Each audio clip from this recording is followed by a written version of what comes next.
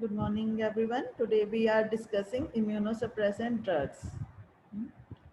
Uh, so, in this lecture, we do have introduction, cascade of the immune response, and classification of immunosuppressant drugs and their detailed description.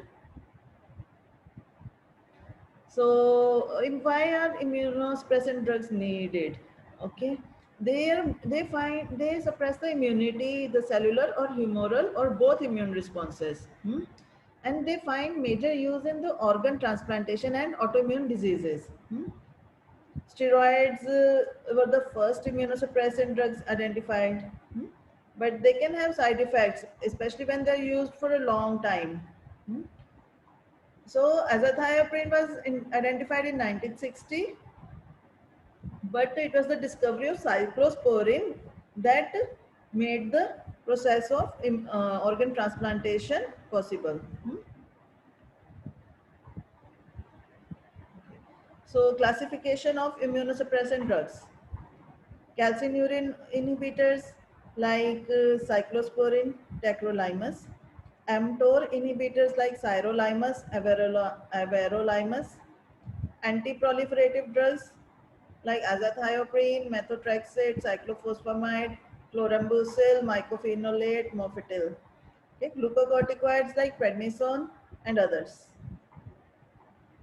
Biological agents like tumor necrosis factor alpha inhibitors like etanercept, infliximab, adalimumab, interleukin 1 receptor antagonists like anakinra, interleukin 2 receptor antagonists like daclizumab, basilizumab, anti-CD3 antibody, muromobab CD3, polyclonal antibodies like anti-thymocyte antibody, RODI immunoglobulin.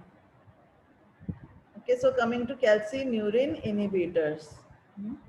They are the specific T cell inhibitors. Okay, so firstly, let us understand what is calcineurin and its pathway. Okay, so here we are uh, on this slide. See, this pathway shows the calcineurin.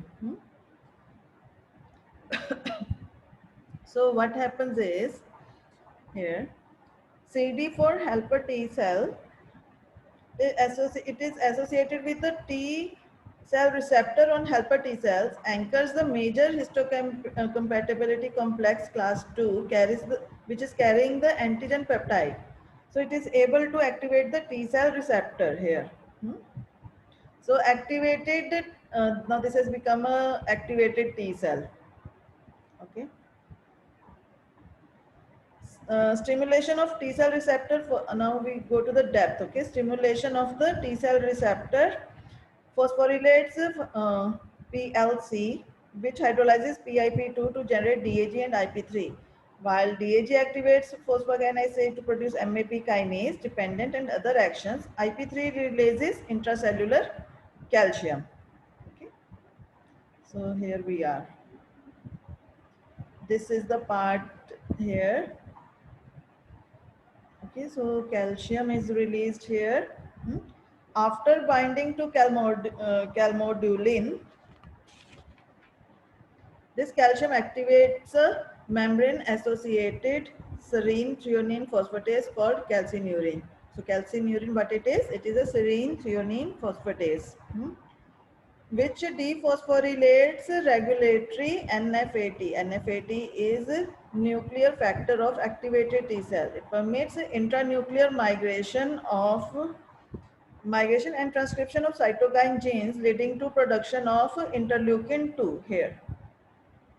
Interleukin 2 is the major cytokine for T cell multiplication and differentiation. Okay, so this is one of the pathways. So another one here is mTOR pathway. So in today's lecture, we are discussing these two pathways. One is this one, the PLC, PIP2, IP3, calmodulin, calcineurin, NFAT, and then the genes and interleukin 2. This pathway. Second pathway is here in which cyclosporin, it attaches to cyclophilin, inhibits calcineurin, and inhibits the, okay. And then we also have mTOR pathway, okay, which also binds to FKBP. Okay, so we will discuss all this pathway in today's lecture. Okay, so now coming to cyclosporin. So here we are seeing cyclosporin and its pathway. Then we are also seeing the tacrolimus and its pathway. So sirolimus, it acts here on this part. Okay. So these are the three main mechanisms that we are going to discuss for the drugs today. Okay, so coming to cyclosporin. So what does cyclosporin do? It is a cyclic polypeptide. It has 11 amino acids and is obtained from a fungus, and it was introduced in 1997. Its mechanism of action is that it selectively inhibits T cell proliferation, interleukin 2 and other cytokine production. It enters the target cells, binds to cyclophilin. Here we could see, it binds to cyclophilin and inactivate calcineurin here. Okay, so cyclosporin, it inactivates calcineurin, and the whole process further is inhibited and the T cell proliferation is stopped. So it also has another action. It enhances TGF beta, tissue growth factor beta, that inhibits interleukin 2. Okay, so it suppresses immunity but leaves enough immunity to combat bacterial infections. Okay, this is what we need when we are working with the patient. We do not want to suppress the whole immunity. Why? Because immunity is also needed to combat the germs, okay, the bacteria and the viruses. But we want to suppress it enough so that the patient's immunity does not attack the transplanted organ, okay, the graft. And also in autoimmune conditions, the host's own immunity is attacking the host cells. So we want to suppress that immunity also, so that the immunity does not suppress its own cells, okay, attacks its own cells. So we want to have the action of suppressing the immunity, but we should leave the host with enough immunity to combat the bacterial infections. Okay. So cyclosporin, it is the most effective drug for prevention and treatment of graft rejection reaction. Okay, so here we are. This is humoral immunity. Okay, so what happens is when the antigen attaches to the B cell, it proliferates and then plasma cells are formed. Okay, so antibodies are formed. So this is the humoral immunity. Now here is the cellular immunity. Okay, activated cytotoxic T lymphocyte. So this is cell mediated. The activated cytotoxic T lymphocyte, it matures, and then the foreign body which is carrying the antigen, it attaches with the cytotoxic T lymphocyte, and the lysis of the foreign body follows. Okay, so these are the two pathways that are depicted here: the humoral pathway and the cellular pathway, cell mediated immunity. Okay, so here we have our helper cells. Okay, and here we have the mechanism of action. So here what is being depicted is that at number 1, the glucocorticoids have immunosuppression, right? So they inhibit the MHC expression here and at the ABC, and interleukin 1 to 6 production is also inhibited so that the helper T cells are not activated. So this is the mechanism of the glucocorticoids. At number 2, we have cytotoxic drugs which block the proliferation and differentiation of T cells and the B cells, the humoral immunity. Okay. Then at number 3, we have cyclosporin, tacrolimus and sirolimus, which inhibit antigen-stimulated activation and proliferation of helper T cells, as well as expression of interleukin-2 and other cytokines. Then at number 4, we have antibodies like muromonab, CD3, anti-thymocyte globulin, which bind specifically to helper T cells and prevent their response and deplete them. Okay, so these helper T cells are very important in the proliferation of the lymphocytes here. Okay, so this diagram depicts the mechanisms of the 4 main classes of immunosuppressant drugs. So, okay, now continuing with the cyclosporin itself, the pharmacokinetics. Cyclosporin is effective by both oral and IV routes. Hmm. It is metabolized by microsomal enzyme cytochrome P3A4 in the liver. On the other hand, cytochrome P3A4 inhibits erythromycin, ketoconazole, and other related drugs.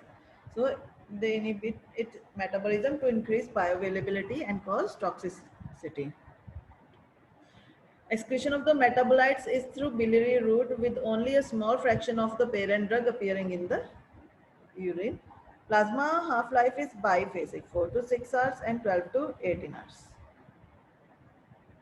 Uses of cyclosporin, it has found use in transplants, in autoimmune diseases and aplastic anemia. In transplants, it is routinely used in renal and hepatic, cardiac, bone marrow and other transplants. Okay, so for induction, it is started at 12 hours before transplant and continued till need. So for graft rejection, it is given IV for the acute graft rejection. In autoimmune diseases, it is second line. Now, what are autoimmune diseases? The examples include rheumatoid arthritis, uveitis, inflammatory bowel disease, dermatomyositis, psoriasis. Okay, so these are the conditions in which the immunity is attacking the host cells. Okay. Now, bronchial asthma is a hypersensitive reaction type 1. Okay. And in aplastic anemia, lower doses are needed. So in all these conditions, we need to suppress immunity, and here cyclosporin finds its use. Side effects. Its major side effect is nephrotoxicity. It can also cause hepatotoxicity, gum hypertrophy, hypertension. It can cause sudden increase in BP, hyperlipidemia, osteoporosis, and also seizures.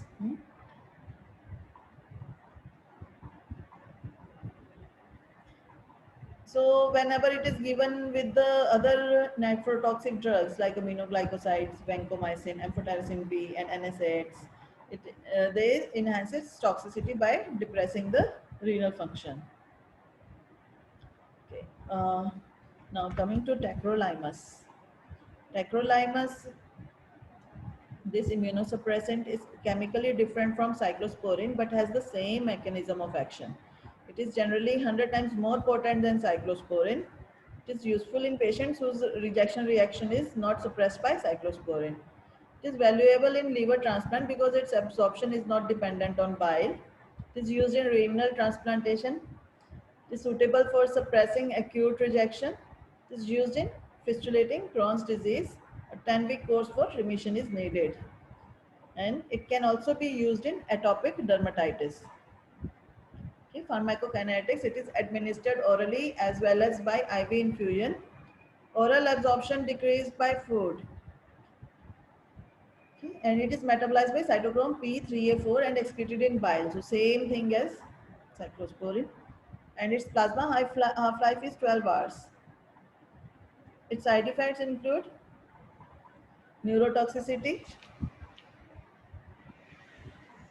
gastrointestinal problems, tremors, alopecia, diarrhea. It precipitates diabetes. It is less likely to cause hypertension, hirsutism, gum hyperplasia, hyperuricemia. Renal toxicity is dose limiting.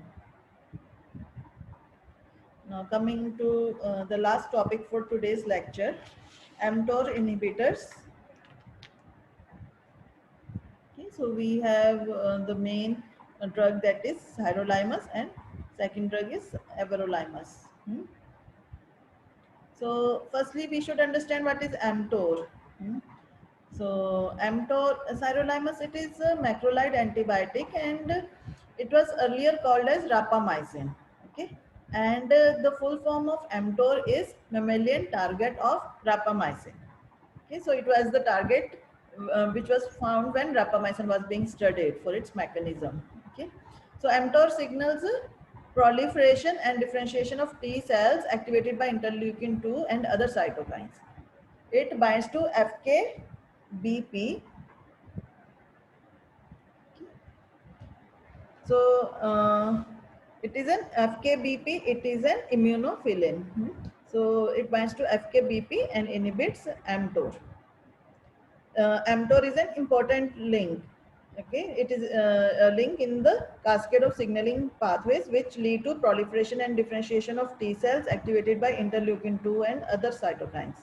So here in this slide, we had seen the mTOR. So here it is mTOR. mTOR is a link in the cascade of signaling pathway which leads to proliferation and differentiation of T cells.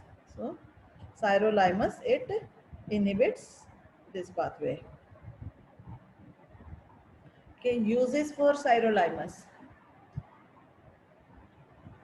It is used for prophylaxis and therapy of graft rejection reaction. Sirolimus can be used alone for this purpose.